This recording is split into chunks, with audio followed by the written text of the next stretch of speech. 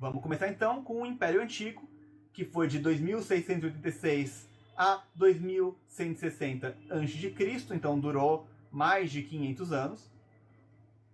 Império Antigo é conhecido como a Era das Pirâmides. A construção da Grande Pirâmide de Gizé, uma das 7 maravilhas do mundo e a única a permanecer relativamente intacta, que é o túmulo do faraó Quéops, acontece nessa época.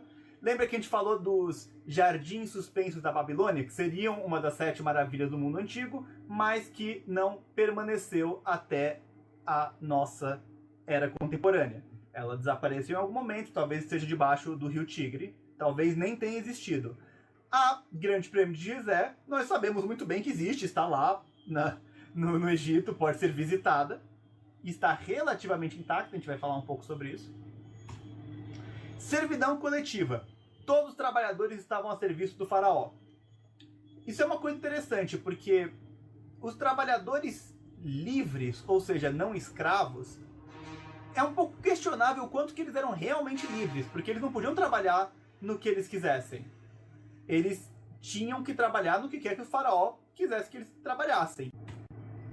Aqui nós temos a pirâmide de Gizé, que é uma das 7 maravilhas do mundo antigo, e eu acho que tem uma discussão interessante que está acontecendo agora, bem recente, sobre ela.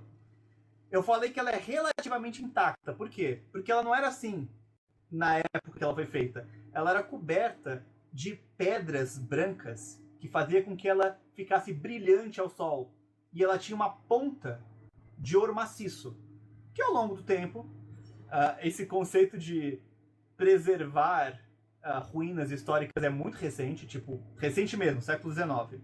Então, ao longo do tempo, foram pegando os materiais valiosos e deixaram só a pedra. Isso é a estrutura da pirâmide. Ela tinha um enfeite por cima. Existem discussões no Egito hoje sobre restaurar a pirâmide, colocar de volta essas partes brilhantes nela. E a discussão acontece sobre uma questão de autenticidade, porque por um lado faria ela ser mais próxima do que ela era originalmente. Por outro lado, faz com que ela tenha uma interferência do presente, né? Ela deixa de ser só uma construção feita no passado e começa a ter coisas do presente. E aí fica o questionamento. O que é mais autêntico? O que representa melhor um povo do passado? Você deixar o que eles fizeram lá, sem nenhuma interferência, ou você tentar reconstruir o que eles tinham de uma forma próxima ao que existia na época, mesmo que isso precisasse de uma interferência do presente? E eu acho que é algo a ser pensado. Eu não vou dar uma resposta aqui, meu trabalho aqui não é dizer qual tem que ser a opinião certa, mas sim apresentar que isso é um questionamento e que é algo a ser pensado. E outra construção interessante dessa época do Império Antigo é a Esfinge, que também fica em Gizé. E a Esfinge é interessante porque a gente não sabe o nome que se dava para ela no Império Antigo. Esse nome Esfinge ele tem origem grega. Ela inclusive aparece na mitologia grega, né? Ela faz a charada dela perguntando qual é o animal que anda com 4 patas na manhã, com 2 à tarde, com 3 à noite. Eu não vou nem dizer a resposta, eu quero ver quem que seria devorado pela esfinge aqui. Mas essa mitologia ela é grega. A gente não sabe nem o nome dela no Império Antigo. Ela era importante, de um ponto de vista religioso, no Império Novo, mas o Império Novo é mais de 1000 anos depois. Mas a gente sabe por que ela foi construída, ou pelo menos tem uma boa ideia. Porque ela foi construída juntamente com a segunda pirâmide de Gizé. Não é essa, não é a Grande Pirâmide, é uma outra. Mas ela foi a pedra do qual eles retiravam os blocos para construir a pirâmide. E ao que eles iam retirando os blocos, eles iam construindo também essa estátua. Então, é interessante ver que eles juntaram o processo de tirar pedras para fazer uma pirâmide com a construção de uma outra obra, que viria a ser importante até para outras culturas, até para os gregos. Só que aí o Império Antigo acaba. E a gente entra no primeiro período intermediário, que vai de 2160 a 2055 a.C., então dura um pouco mais de um século, que é o período que marca o fim do Império Antigo. O poder do faraó enfraquece e nomarcas começam a exercer maior influência, quer dizer, começam a voltar àquele estado de serem cidades autônomas, de cidades-estados, ao invés de estarem sob o comando de um grande império. Ao longo do seu reinado, o faraó Pepe II, eu quase ia falar Pepe, eu acho que se pronuncia Pepe, não é um italiano, faraó Pepe, não, Pepe II, que sobreviveu a muitos de seus sucessores, quer dizer, ele viveu mais do que eles, os sucessores morreram, ele não. O Egito entra em uma crise sucessória, quer dizer, não tem alguém para suceder o faraó. Esse faraó, o Pepe II, ele, de acordo com a documentação feita muito depois no Império Novo, ele teria reinado por 94 anos, sendo o monarca com o maior reinado da história. Claro, isso é altamente questionável. Primeiro que isso foi escrito muito depois de ele ter morrido. Foi escrito no Império Novo, que eu já falei, é um milênio depois. Então ele pode ter sido mitologizado, pode ter sido um erro de tradução entre uma versão antiga da linguagem egípcia para uma versão mais nova. Pode ter sido uma invenção da pessoa que estava escrevendo, a gente não sabe. É possível que ele tenha vivido tanto tempo, que ele tenha reinado 94 anos? É possível. Aí a pergunta é o quanto que isso é provável. Então isso é bastante questionado. Essa é uma fonte que tem que ser interpretada de uma forma crítica. Mas o que se sabe é que, de fato, ele viveu o suficiente para que todos os herdeiros dele morreram e não tinha quem sucedesse ele, o que causou uma crise no Império. Também houve um período de fortes secas que causa fome na população. Tem um poema dessa época que descreve essa fome como uma fome que faz os pais comerem seus próprios filhos. Eu não sei. Isso é possível que seja uma figura de linguagem, que seja uma forma de representar o quão horrível era essa fome. Mas eu acho que mostra bem que foi um período de fome intensa, que causou um total desarranjo na civilização egípcia. O delta do Nilo é invadido por povos asiáticos. Então, o Egito perde controle do delta do Nilo, lembrando, delta, a região mais próxima do mar, a região mais ao norte, que era chamado Baixo Egito.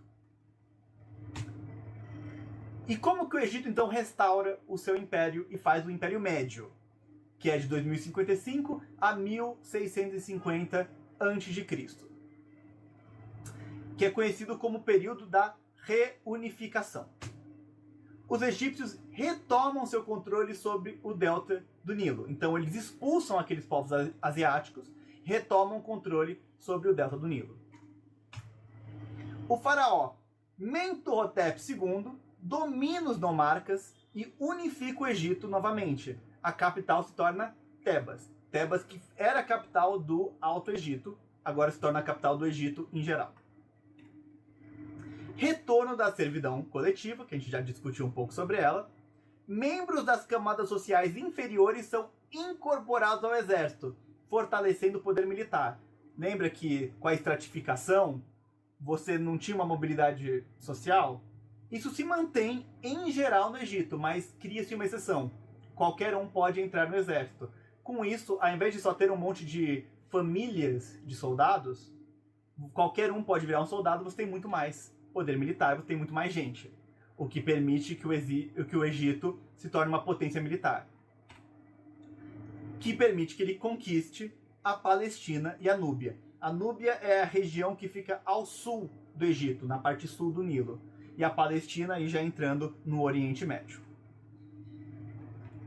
E aqui eu coloquei uma imagem presente no mortuário de Mentuhotep II, representando o faraó. E aqui, inclusive, a gente vê aquelas imagens, os hieróglifos, ou hieroglifos do Antigo Egito, aquela representação pictórica que eles utilizavam, né, para representar figuras como letras. Eles tinham outras formas de escrita.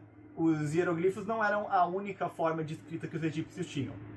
Mas essa normalmente era utilizada em contextos mais religiosos, mais ritualísticos ou formais, assim, vou colocar na tumba de um imperador, de um faraó, você utilizava essa forma de linguagem.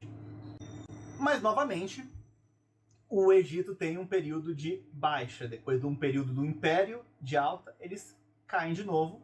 Dessa vez entre 1650 a 1550 a.C., então novamente por em torno de um século. É o segundo período intermediário. Colonos iscos, vindos da Ásia, assumem controle do Egito. Isco, na verdade, é uma palavra que vem de uma expressão egípcia que eles utilizavam para descrever esse povo, que significava príncipes estrangeiros. Quer dizer, um povo que veio de fora e nos dominou. Iscos têm tecnologia militar superior, utilizando cavalos de guerra e espadas de bronze. Então, eles derrotam os egípcios militarmente. Faraó se retira de Tebas e se torna vassalo dos iscos, forçado a pagar tributos. Então ele vira um subalterno, ele vira um servo praticamente dos iscos. Eu botei vassalo aqui entre aspas porque tem que diferenciar que não é o vassalo medieval, vassalo do feudalismo. Ele é praticamente um vassalo, é como se fosse um vassalo, quer dizer, ele está abaixo dos iscos. Iscos assumem muitos dos costumes locais, incluindo a adoração do deus Ser e a adoção de nomes egípcios. Então os iscos eles acabam não tanto impondo a própria cultura, como se assimilando. Eles são os dominantes, mas eles começam a ter nomes egípcios, a venerar deuses egípcios. Então é interessante que, apesar de eles serem os dominantes, eles tomaram a cultura egípcia como a própria. Isso não é tão incomum na história. A gente imagina, o dominante ele sempre vai impor a cultura. Quando a gente falar de Roma, a gente vai ver que quando eles dominam a Grécia, eles tomam para si muito da cultura grega. Então é isso que acontece aqui. Os iscos tomam muito da cultura egípcia para si. E vamos olhar aqui um mapa de como que estava a separação naquela época. Aqui nós temos o domínio isco em amarelo. A gente vê as movimentações deles, inclusive entrando em Tebas. A gente vê o quanto que ficou reduzida, no caso, a 16ª dinastia de faraós egípcia. Esses avisos aqui, só para saber, é um secto religioso específico. Eles não são particularmente importantes para a nossa história, eles só estavam no mapa. E aqui tem o reino de Cush, que era da região da Núbia, dessa região aqui do sul do Nilo. Eles vão voltar para a história depois, eles já tinham sido dominados pelo Egito e agora eles se formam e aproveitam essa fraqueza do Egito para tomar um território maior.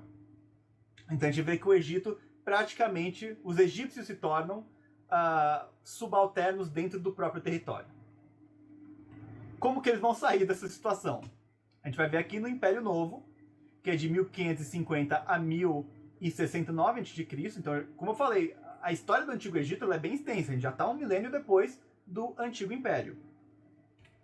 O faraó Amés, ou Amoses, incita revoltas contra os iscos, quer dizer, ele está numa posição de menos poder, ele não tem como confrontar os iscos militarmente de uma forma direta, mas ele consegue incitar revoltas, eventualmente expulsando-os e inaugurando o Império Novo.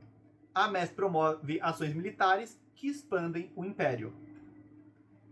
Hebreus, que haviam se movido para o Egito, são escravizados, mas conseguem eventualmente se retirar do território. É a história bíblica dos hebreus, do povo judeu escravizado no Egito. Tem a história de Moisés, que teria tido as pragas, que teria conseguido cruzar o Mar Vermelho e tirado o povo egípcio de lá. O povo egípcio não, o povo hebreu do Egito. Isso é uma história que é bastante mitologizada, né? Ela tem bastante aspectos religiosos, mas que a gente sabe, de um ponto de vista histórico, que os hebreus, de fato, eles tinham sido escravizados no Egito. E que eles conseguiram sair, tanto que não estavam lá depois. E provavelmente tiveram uma figura de liderança que pode ser atribuída à figura de Moisés. Ramsés II, que inclusive é o Ramsés da época do Moisés, expulsa os hititas do Vale do Nilo. Isso é uma história bastante interessante, porque, segundo documentos oficiais do governo, né, do reinado de Ramsés II, ele derrotou os hititas.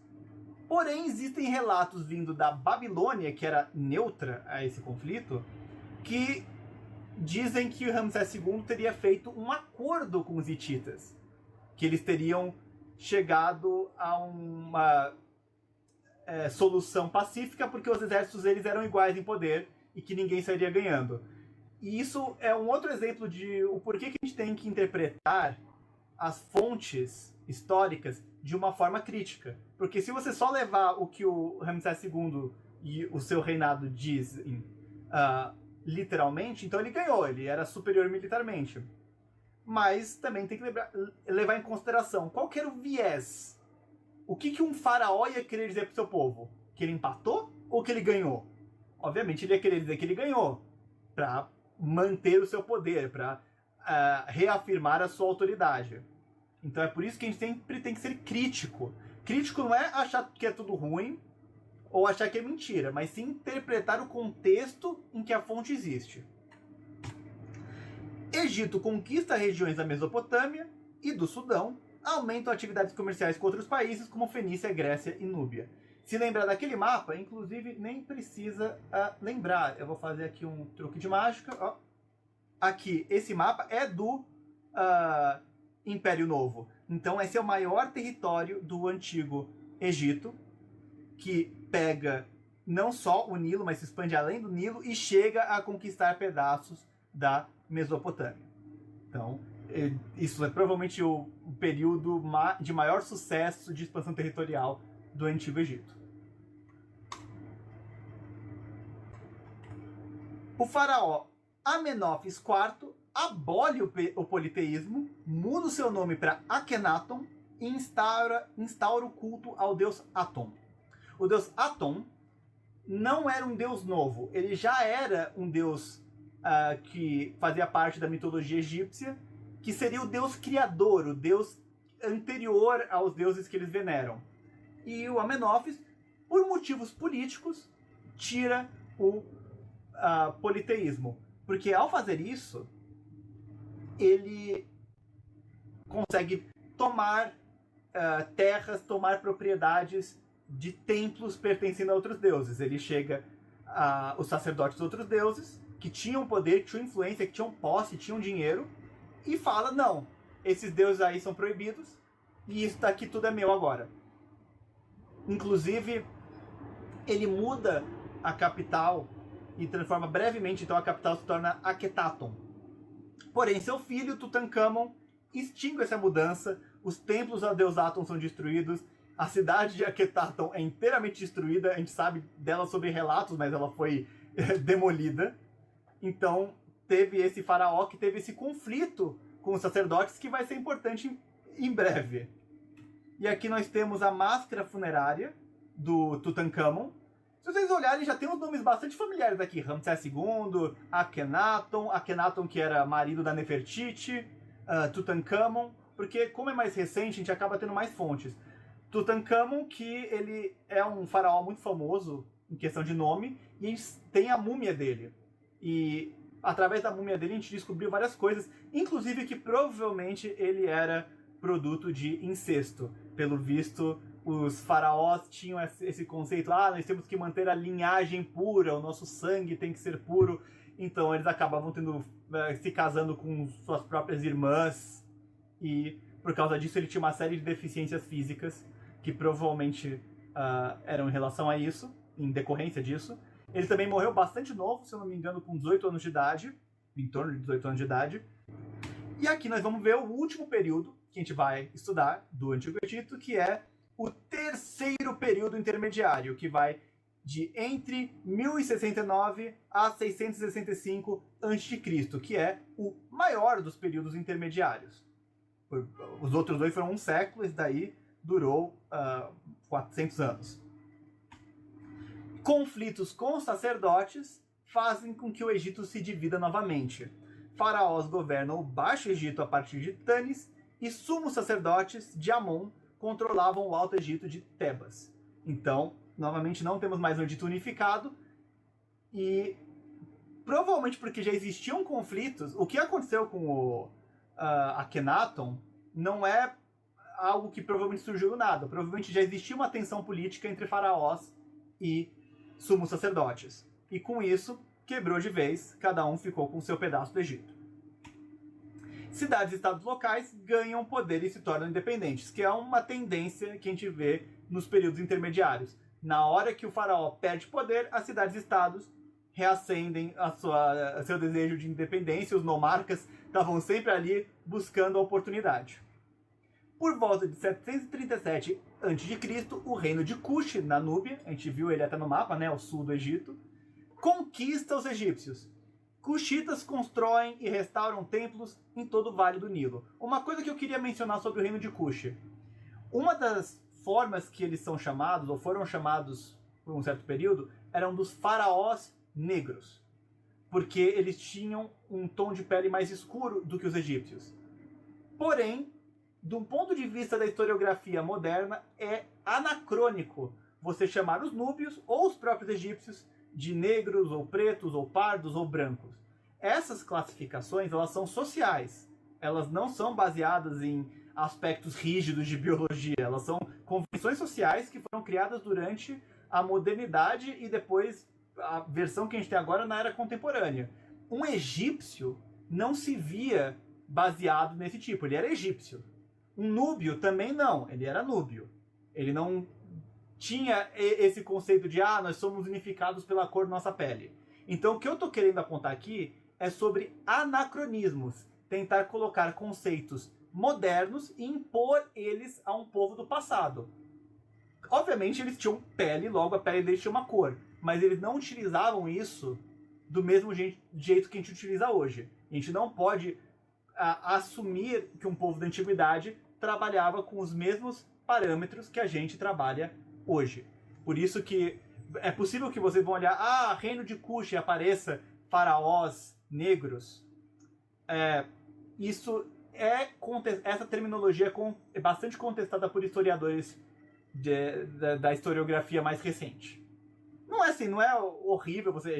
De fato, os egípcios representavam os núbios com uma pele mais escura em sua arte. Mas é só que provavelmente os núbios não se viam como negros. Eles se viam como núbios. Invasões assírias, lembra dos assírios, os guerreiros temíveis da Mesopotâmia? Invasões assírias iniciam por volta de 670 a.C. Em 665 a.C., assírios saqueiam Tebas e Mênfis, encerrando o controle núbio e iniciando o controle assírio. A partir desse ponto, acabou o Antigo Egito. O Egito, durante a Antiguidade, não voltaria mais a ter controle do próprio território. Os assírios não tinham controle direto, era um sistema quase que de vassalos. Os egípcios ainda governavam, mas subalternos aos assírios. Porém, depois, esse território inteiro é conquistado pelos persas, depois os persas pelos gregos, depois os gregos pelos romanos, e o Egito nunca voltaria a ser esse grande império conquistador que ele era antes. Bom, pessoal, muito obrigado pela atenção. Próxima aula a gente vai sair um pouco desse meio que eurocentrismo que a gente costuma ter na história dos povos que diretamente influenciaram a Europa, né? Egito, Mesopotâmia. A gente vai um pouquinho mais ao leste. A gente vai falar sobre uma das sociedades mais antigas que continua existindo até hoje. A gente vai falar da formação da Índia. Até lá, bons estudos.